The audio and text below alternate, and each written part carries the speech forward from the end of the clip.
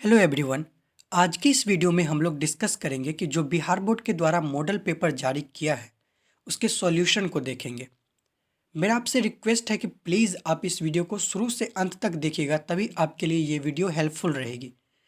अगर आपको इसकी पीडीएफ डाउनलोड करनी है तो डिस्क्रिप्शन बॉक्स में लिंक दिया है, आप वहाँ से जाके फ्री ऑफ कॉस्ट डाउनलोड कर सकते हैं। तो चलिए शुरू करते हैं।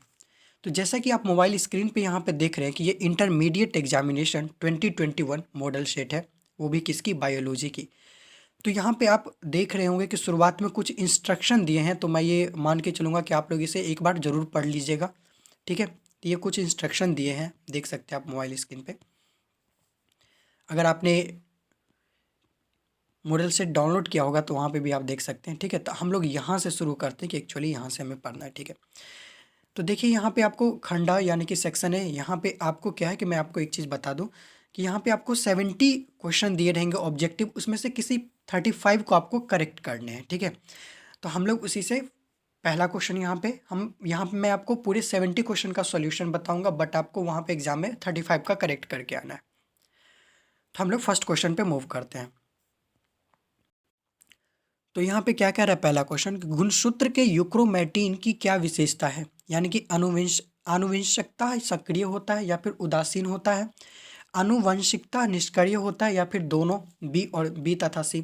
ठीक है, तो यानी कि what is the importance of euchromatin of chromosome, genetically active, neutral, genetically inactive, both B and C. ठीक है, तो फर्स्ट का जो यहाँ पे करेक्ट ऑप्शन है वो क्या हो जाएगा, जेनेटिकली एक्टिव हो जाएगा। ठीक है, अब हम सेकेंड क्वेश्चन पे चलते हैं। तो सेकेंड क्वेश्चन यहाँ पे क्या बोल रहा है, हाँ, सेकेंड क्वेश्चन यहाँ पे क्या बोल रहा है कि जिम कॉर्बेट राष्ट्रीय उद्यान किसके लिए विख्यात है। ठीक है, तो पहला ऑप्शन है रैनो, सेकेंड ऑप्शन है शेर। ठीक है, तो अब हम थर्ड ऑप्शन भी देख लेते हैं। थर्ड ऑप्शन यहाँ पे बाघ है और डी ऑप्शन क्या है, काला बक है। ठीक है, यानी कि Jim Corbett national park is famous for, तो ये हम सबको मालूम होना चाहिए कि यहाँ पे सेकेंड का करेक्ट ऑप्शन क्या हो जाएगा, सी हो जाएगा, यानी कि टाइगर हो जाएगा। ठीक है, अब हम लोग थर्ड क्वेश्चन पे चलते हैं। तो थर्ड क्वेश्चन यहाँ पे क्या बोल रहा है, थर्ड क्वेश्चन क्या बोला कि हाइब्रिड भीगर यानी कि संकर शक्ति निम्नांकित में से किस घटना के कारण होती है, विनिमय, काइज्मा, समयुग्मता या फिर विषम युग्मजता। ठीक है, यानी कि hybrid vigour is due to which event in the following, crossing over, chiasma, homozygosity या फिर हेट्रोजाइगोसिटी, है ना। तो थर्ड का जो यहाँ पे करेक्ट ऑप्शन जो हो जाएगा वो क्या हो जाएगा, हेट्रोजाइगोसिटी, यानी कि विषम युग्मजता युग्मजता हो गया। ठीक है, तो थर्ड का क्या ऑप्शन हो जाएगा, डी हो जाएगा। अब हम लोग जो है फोर्थ क्वेश्चन पे चलते हैं। तो फोर्थ क्वेश्चन यहाँ पे क्या बोल रहा है कि मनुष्य का अवशेषी अंग निम्नांकित में से कौन है। ठीक है, मनुष्य का अवशेषी अंग निम्नांकित में से कौन है, तो अंगूठा, पिन्ना, कॉकिक्स या फिर पेल्विक। तो इसी को इंग्लिश में देख ले, तो विच of the following is the vestigial organ of human. ध्यान दीजिए क्या बोला है, वेस्टिजियल ऑर्गन बोल रहा है। तो इसका जो करेक्ट ऑप्शन होगा वो क्या हो जाएगा, सी हो जाएगा, यानी कि फोर का करेक्ट ऑप्शन क्या हो जाएगा, सी हो जाएगा। अब हम लोग फिफ्थ क्वेश्चन पे चलते हैं। तो फिफ्थ क्वेश्चन यहाँ पे क्या बोल रहा है कि हीमोकोरियल अपरा निम्नांकित में से किस में पाया जाता है, यानी कि शशक, मनुष्य, घोड़ा या फिर इनमें से सभी में। ठीक है, तो फिफ्थ का जो करेक्ट ऑप्शन जो होगा, एक सेकंड हम इंग्लिश में भी देख लेते हैं कि यहाँ पे क्या बोल रहा है कि haemochorial placenta is found in which of the following. तो इसका जो ऑप्शन हो जाएगा वो हो जाएगा बी। देखिए ऐसे क्वेश्चन को आपको सही थोड़ा ध्यान से अच्छे माना है। हमें मालूम है कि हीमोकोरियल प्लासेंटा जो होती है वो मैन में और एप्स में होती है, और हेमो एंडोथीलियल प्लासेंटा जो होती है वो रैट और रैबिट में होती है। ठीक है, तो यहाँ पे जो हीमोकोरियल प्लासेंटा पूछा है और मैन और एप्स में होती है, तो ऐसा तो ऑप्शन यहाँ पे कुछ है नहीं, है ना। हम ऑल ऑफ दिस लगा नहीं सकते क्योंकि रैबिट में तो हीमोकोरियल प्लासेंटा होती नहीं है, यहाँ पे हेमो एंडोथीलियल प्लासेंटा होती है। तो इसका जो करेक्ट ऑप्शन जो हम मारेंगे वो क्या मारेंगे, बी मारेंगे।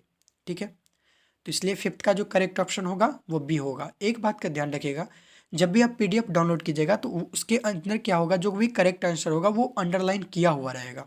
ठीक है, बच्चे लोग कमेंट करके बोल रहे थे कि सर जब भी हम पीडीएफ डाउनलोड करते हैं तो वहाँ करेक्ट आंसर अंडरलाइन नहीं किया हुआ रहता है या फिर टिक नहीं लगा हुआ रहता है। तो अब भी जब भी आप पीडीएफ डाउनलोड करोगे तो उसमें करेक्ट आंसर टिक किया हुआ रहेगा। तो नेक्स्ट क्वेश्चन पे मूव करते हैं यहाँ पे। तो नेक्स्ट क्वेश्चन कौन सा है, यहाँ पे सिक्स है। तो सिक्स का यहाँ पे क्वेश्चन क्या बोल रहा है कि कौन सा परागणकर्ता पुष्प की गंध से आकर्षित नहीं होता है। क्या बोल रहा है यहाँ पे, नहीं होता है, ये वर्ड को ध्यान रखिएगा। ठीक है, तो ऑप्शन यहाँ पे क्या है, शलभ, तितली, पक्षी, चमगादड़, यानी कि which pollinator is not attracted by scent of a flower, moth, butterfly, bird या फिर बैट। तो 6 का जो करेक्ट ऑप्शन जो है वो क्या हो जाएगा, ए हो जाएगा, यानी कि शलभ यानी कि मोथ हो जाएगा। अब हम लोग 7th क्वेश्चन पे चलते हैं। तो 7th क्वेश्चन यहाँ पे क्या बोलता है कि मनुष्य में मात्रात्मक लक्षण का एक उदाहरण कौन सा है, ठीक है, यानी कि आंखों का रंग, त्वचा का रंग, बाल का रंग या फिर नाक का रंग। तो an example of the quantitative trait in man is, quantitative trait बोला है, ठीक है। तो यानी ऑप्शन क्या है, इसका जो करेक्ट ऑप्शन जो होगा 7 का वो क्या हो जाएगा, बी हो जाएगा, यानी कि स्किन कलर हो जाएगा। अब हम लोग 8th क्वेश्चन पे चलते हैं। तो 8th क्वेश्चन पे यहाँ पे क्या बोल रहा है कि वह कारक या एजेंट जो कैंसर पैदा करता है उसे क्या होता है, कार्सिनोमा, कार्सिनोजन, ऑन्कोजीन या फिर मेटास्टेसिस, यानी कि the agent that tends to produce cancer is called as. तो इसका जो करेक्ट ऑप्शन जो होगा 8 का वो क्या हो जाएगा, यहाँ पे बी हो जाएगा, यानी कि कार्सिनोजेन हो जाएगा, ठीक है। तो अब हम लोग 9th क्वेश्चन पे चलते हैं। तो 9th क्वेश्चन यहाँ पे क्या बोलता है कि न्यूक्लिक अम्ल कितने प्रकार के होते हैं, ठीक है। तो यहाँ पे मैं डायरेक्ट आंसर बताता हूँ, कुछ है ही नहीं ऑप्शन में बताने लायक कि how many types of nucleic acids are there. तो हम सबको आंसर मालूम होना चाहिए कितने, 2, डीएनए एंड आरएनए, ठीक है। अब हम लोग 10th क्वेश्चन पे मूव करते हैं। तो 10th क्वेश्चन यहाँ पे क्या बोल रहा है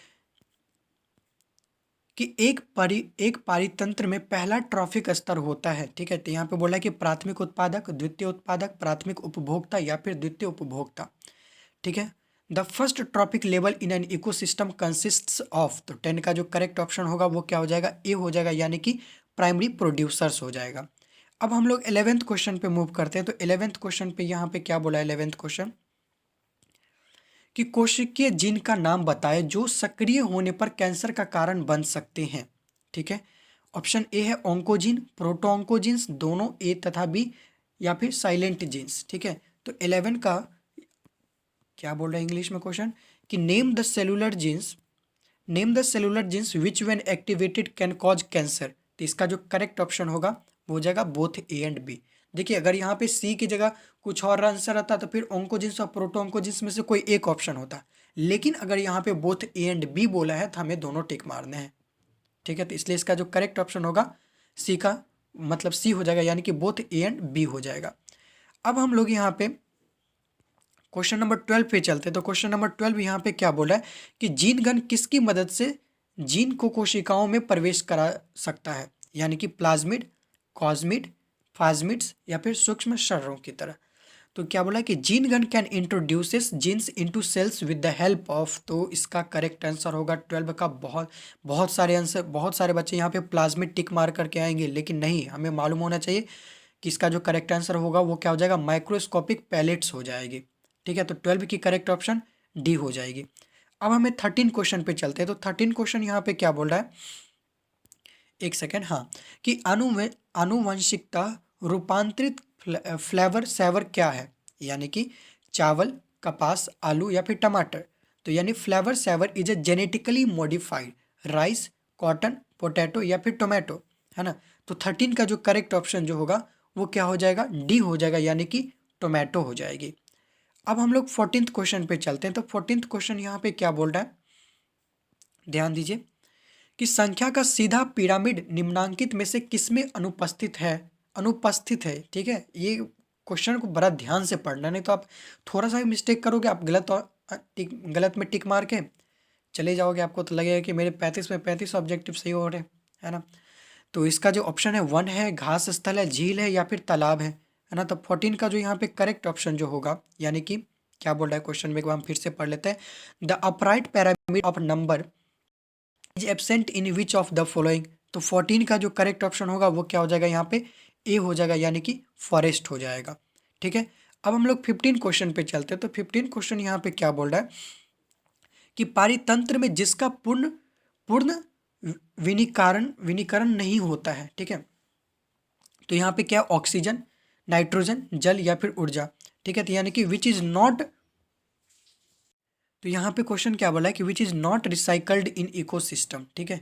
तो इसका जो करेक्ट आंसर जो होगा 15 का वो क्या हो जाएगा, डी यानी कि एनर्जी। ये तो इजी क्वेश्चन था, हम सबको आंसर मालूम होना चाहिए।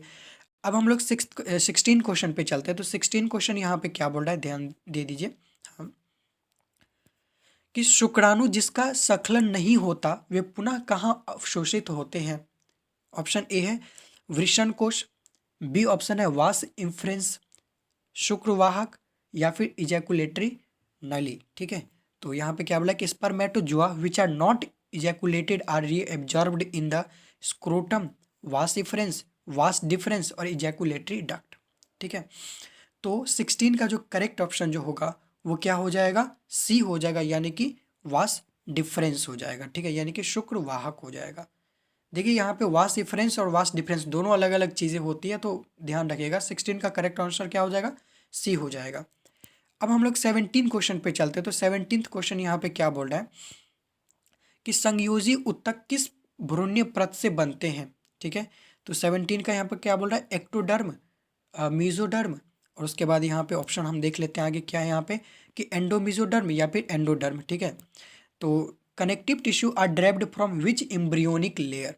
ठीक है, तो 17 का जो करेक्ट ऑप्शन जो होगा वो क्या हो जाएगा, बी यानी कि मीजोडर्म हो जाएगा। ठीक है, और अब हम 18 क्वेश्चन पे चलते हैं। तो 18 क्वेश्चन यहाँ पे क्या बोल रहा है कि एक्स गुणसूत्र कैसा होता है, यानी कि एसेंट्रिक, एक्रोसेंट्रिक, मेटासेंट्रिक या फिर टीलोसेंट्रिक। ठीक है, तो एक्स क्रोमोजोम इज, तो 18 का जो यहाँ पे करेक्ट ऑप्शन जो होगा वो क्या हो जाएगा, सी यानी कि मेटासेंट्रिक हो जाएगा।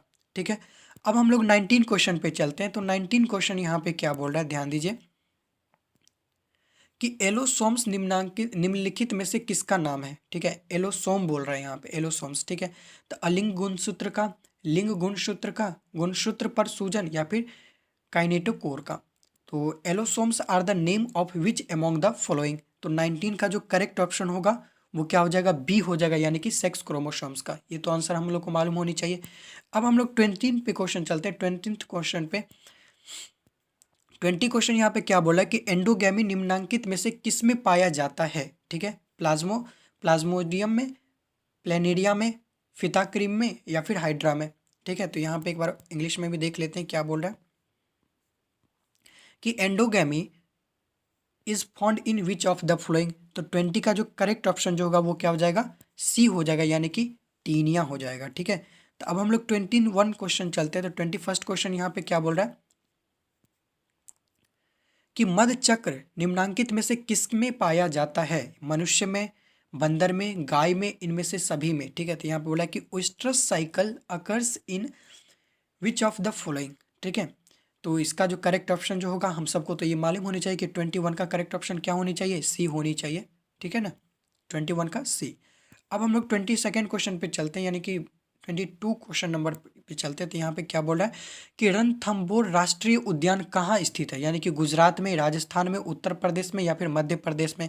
यानी कि Ranthambore national park is located in. तो 22 का जो करेक्ट ऑप्शन होगा वो क्या हो जाएगा, बी हो जाएगा, यानी कि राजस्थान में। अब हम लोग 23 क्वेश्चन पे चलते हैं। तो 23 क्वेश्चन यहाँ पे क्या बोल रहा है कि इनमें से स्थानिक पौधा कौन सा है। ठीक है, देखिए स्थानिक पौधा बोल रहा है, यानी कि रिक्सिया डिस्कलर। एक काम करते हैं, हम इसे इंग्लिश में ही पढ़ लेते हैं। क्या बोला है कि which one is an endemic plant, कि एंडेमिक प्लांट कौन सा है इसमें। तो ऑप्शन ए है यहाँ पे कि रिसिया डिस्कोलर, मार्केंसिया पॉलीमॉर्फा है। उसके बाद फिर यहाँ पे है साइनोडोन डेक्टाइलोन है, नेपेंथिस खासियाना है। तो यहाँ पे जो 23 का जो करेक्ट ऑप्शन जो होगा वो क्या हो जाएगी, डी हो जाएगी, यानी कि नेपेंथिस खासियाना हो जाएगा। ठीक है, अब हम लोग 24th क्वेश्चन पे चलते हैं। तो 24th क्वेश्चन यहाँ पे क्या बोल रहा है कि जीन क्लोनिंग में संवाहक के रूप में। तो क्वेश्चन यहाँ पे क्या था, 24th क्वेश्चन नंबर, कि जीन क्लोनिंग में संवाहक के रूप में प्रयुक्त ब्राह्म गुणसूत्र डीएनए क्या है, यानी कि extra chromosomal DNA used as vector in gene cloning is. तो 24 का जो करेक्ट ऑप्शन होगा वो क्या हो जाएगा, सी प्लाज्मिड। तो ये तो हम सबको मालूम होनी चाहिए। अब हम लोग 25th क्वेश्चन पे चलते थे। 25th क्वेश्चन यहाँ पे बहुत ही अच्छा है, देखिए, और काफ़ी कंफ्यूजिंग क्वेश्चन है कि टीआई प्लाज्मिड निम्नलिखित में से किसकी कोशिकाओं को कायाक्लिप्त करती है। ठीक है, तो ऑप्शन ए है जीवाणु का, विषाणु का, पौधों का या फिर जंतुओं का। ठीक है, यानी कि Ti plasmid transform cells of which of the following. तो ऑप्शन ए है यहाँ पे बैक्टीरिया, वायरस, प्लांट्स या फिर एनिमल्स। देखिए यहाँ पे बहुत सारे बच्चे इसका बैक्टीरिया टिक मार करके आएंगे, लेकिन हमें ध्यान रखनी है। यहाँ पे बोले कि transform cells of which of the following, किस सेल में ट्रांसफॉर्म किया, तो प्लांट्स। ठीक है, तो इसका जो करेक्ट ऑप्शन होगा 25 का, वो क्या हो जाएगा, सी होगा, बैक्टीरिया नहीं होगा। ध्यान से क्या हो जाएगा यहाँ पे 25 का सी हो जाएगा। अब हम लोग 26 क्वेश्चन पे चलते हैं। तो 26 क्वेश्चन यहाँ पे हाँ, कि पॉलीमरेज श्रृंखला अभिक्रिया किस में उपयोगी है, प्रोटीन संश्लेषण में, अमीनो अम्ल संश्लेषण में, डीएनए संश्लेषण में या फिर डीएनए प्रवर्धन में। ठीक है, तो 26 का जो करेक्ट ऑप्शन होगा यानी कि polymerase chain reaction is useful in, तो 26 का जो करेक्ट ऑप्शन है वो क्या है, डी है। तो डी हम देख लेते हैं कि ऑप्शन में यहाँ पे क्या बोल रहा है, डीएनए एम्प्लीफिकेशन में। ठीक है, तो 26 का करेक्ट ऑप्शन क्या हो जाएगा, डीएनए एम्प्लीफिकेशन। अब हम लोग 27th क्वेश्चन नंबर पे चलते, तो 27th क्वेश्चन यहाँ पे क्या बोल रहा है कि कुकुरबिटा के टेंड्रिल्स तथा बोगेनविलिया के कांटे क्या है। तो यहाँ पे ऑप्शन ए है कि समजात अंग है, अवशेषी अंग है, असमजात अंग है या फिर दोनों ए तथा बी। तो 27 का जो करेक्ट ऑप्शन, यानी कि एक बार हम इंग्लिश में पढ़ लेते हैं कि tendrils of Cucurbita and thorns of Bougainvillea are, तो 27 का जो करेक्ट ऑप्शन होगा वो क्या हो जाएगा, ए हो जाएगा, यानी कि होमोलोगस ऑर्गेन। ठीक है, तो अब हम लोग जो है यहाँ पे 28th क्वेश्चन नंबर चलते हैं। तो 28th क्वेश्चन नंबर यहाँ पे क्या बोल रहा है, देख लेते हैं। हाँ, कि डार्विन के फिंच क्या दर्शाते हैं, यानी कि प्राकृतिक चयन को, समानांतर विकास, अनुरूपता या फिर अनुकूली विकिरण को। ठीक है, तो डार्विन्स फिंचेज शो, तो 28 का जो करेक्ट ऑप्शन है वो क्या हो जाएगा, डी हो जाएगा यहाँ पे, यानी कि एडेप्टिव रेडिएशन हो जाएगा। ठीक है, अब हम लोग 29 क्वेश्चन नंबर चलते हैं। तो 29th क्वेश्चन नंबर यहाँ पे क्या बोल रहा है, ध्यान दीजिए कि आर्कियो क्या बोला है कि आर्कियोप्टेरिक्स जीवाश्म पक्षी किसके बीच का योजक कड़ी है, यानी कि Archaeopteryx fossil bird is connecting link between. ठीक है, तो यहाँ पे 29 का जो करेक्ट ऑप्शन होगा वो क्या हो जाएगा, बी होगा, यानी कि रेप्टाइल्स एंड बर्ड, यानी कि सरीसृप तथा पक्षी वर्ग का। ठीक है, अब हम लोग 30 क्वेश्चन पे चलते हैं। 30 क्वेश्चन नंबर क्या बोल रहे हैं यहाँ पे, बहुत ही अच्छा क्वेश्चन है और काफ़ी ईजी है। जो भी principle of inheritance and variation पढ़े होंगे तो वो इस क्वेश्चन को आसानी से सॉल्व कर सकते हैं। यहाँ पे क्या बोला है कि एक द्विसंकर स्थिति कौन सी है, यानी कि एक डाइहाइब्रिड कंडीशन पूछ रहा है, देख रहा है, मोनोहाइब्रिड नहीं है, क्या है, डाइहाइब्रिड है। तो इसका जो करेक्ट ऑप्शन होगा वो क्या हो जाएगा, सी, यानी कि capital T, small T, capital R and small R हो जाएगा। ठीक है, डाइहाइब्रिड कंडीशन बोला है ना, तो इसलिए। अब हम लोग 31st क्वेश्चन पे चलते हैं। तो 31st क्वेश्चन यहाँ पे क्या बोल रहा है, एक सेकेंड, हाँ, कि जीन के विभिन्न रूपों को क्या कहा जाता है। ठीक है, तो यहाँ पे क्या है, पूरक जीन, यानी कि विषम युग्मनज, संपूरक जीन और युग्म विकल्पी। ठीक है, तो different forms of a gene are called complementary genes, heterozygote, supplementary genes या फिर एलील। तो ये हमें मालूम होनी चाहिए कि 31 की करेक्ट ऑप्शन क्या हो जाएगी, डी हो जाएगी, यानी कि एलील हो जाएगी।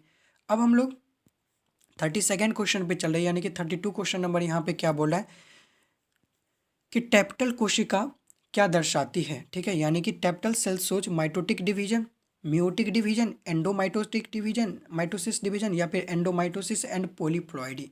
तो 32 का जो करेक्ट ऑप्शन हो जाएगा वो क्या हो जाएगा, डी हो जाएगा, यानी कि एंडोमाइटोसिस तथा बहुगुणिता, यानी कि एंडोमाइटोसिस एंड पॉलीप्लॉइडी हो जाएगा।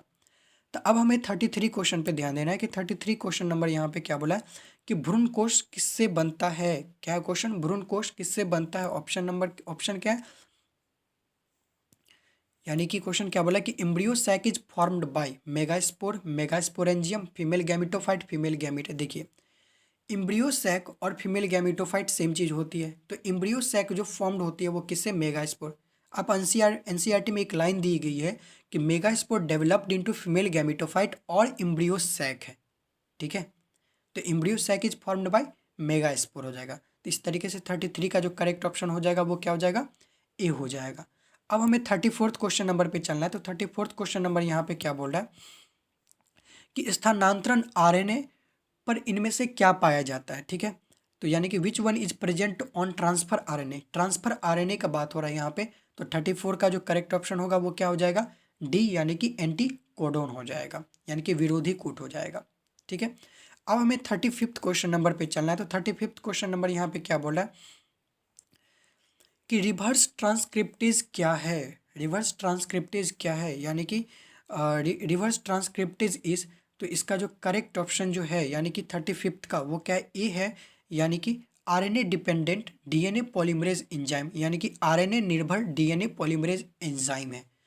तो इस वीडियो में हम 35 क्वेश्चन को करते हैं, नेक्स्ट पार्ट इसका जल्दी अपलोड हो जाएगा, तो उसमें हम 35 क्वेश्चन के सॉल्यूशन को डिस्कस कर लेंगे अच्छे से। ध्यान दीजिएगा, जब भी आप पीडीएफ डाउनलोड कीजिएगा तो उसके आंसर के नीचे हम अंडरलाइन कर देंगे या फिर इसको हम ऐसे करके टिक मार देंगे, तो आप समझ जाइएगा कि उसका वो करेक्ट आंसर है। ठीक है, या फिर अंडरलाइन ही कर देंगे, वही सही रहेगा। ठीक है, तो मिलते हैं नेक्स्ट पार्ट में। इसी तरीके से आपको फिजिक्स केमिस्ट्री की भी वीडियो अपलोड की जाएगी जल्दी से। Thank you so much.